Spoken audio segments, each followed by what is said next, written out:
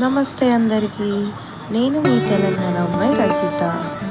ఈరోజు మనం హైదరాబాద్ టు శ్రీశైలం ఎలా వెళ్ళాలో టూర్ ప్లాన్ చేద్దాం. సో ఫస్ట్ ఎంజీపీఎస్లోకి వెళ్ళి నెంబర్ 23 దగ్గర మనకి 1 అవర్కి ఒకసారి బస్సెస్ అవైలబుల్ ఉంటాయి. సో మేము అక్కడి నుంచి స్టార్ట్ అయ్యాము. స్టార్ట్ అయ్యి వెళ్తూ ఇది సంతోష్ నగర్ నుంచి వెళ్ళింది.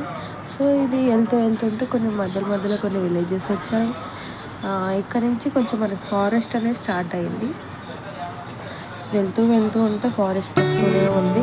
అసలు మధ్యలో కొన్ని చెట్లు, మన మంకీస్, కోతులు, మన కొన్ని యానిమల్స్ ఉన్నాయి. ఎండకి కొన్ని యానిమల్స్ రాలేదు. మేము చాలా ఎక్స్పెక్ట్ చేసిన యానిమల్స్ అని వస్తున్నాయి, రాలేదు. ఇది వచ్చి మనకి శ్రీశైలం డ్యామ్ అనమాట. ఇక్కడ అంతా ఎండిపోయింది, అసలు వాటరే లేదు. ఇది ఓన్లీ రైనీ సీజన్లో అయితే బాగుంటుంది.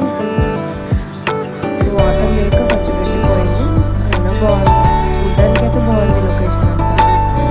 ఇలాంటి మలుపులు ఇలాంటివి వచ్చినప్పుడు కొంచెం భయంగా అనిపిస్తుంది, కానీ పర్లేదు.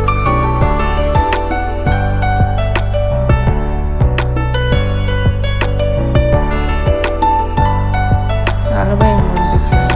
ఇక్కడ ఒక శివలింగం ఉంది. ఇదే ఎంట్రన్స్ అనమాట శ్రీశైలంకి.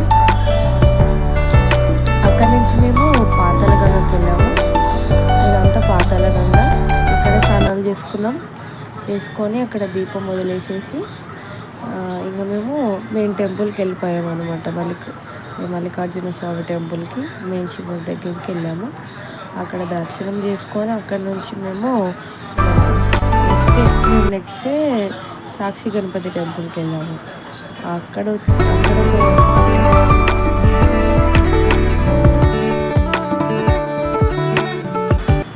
మనకి చాలా పబ్లిక్గా ఉన్నారు అందులో. మేము ఒక ఫోటో తీసుకున్నాం. అక్కడ నుంచి బయలుదేరుతుంటే మధ్యలో మాకు గంగమ్మ దేవి పాదాలు కనిపించాయి. అక్కడి నుంచి వస్తుంటే మాకు అక్కేశ్వర టెంపుల్ ఇది చాలా బాగుంది. ఇది కొంచెం ఓల్డ్ అనమాట.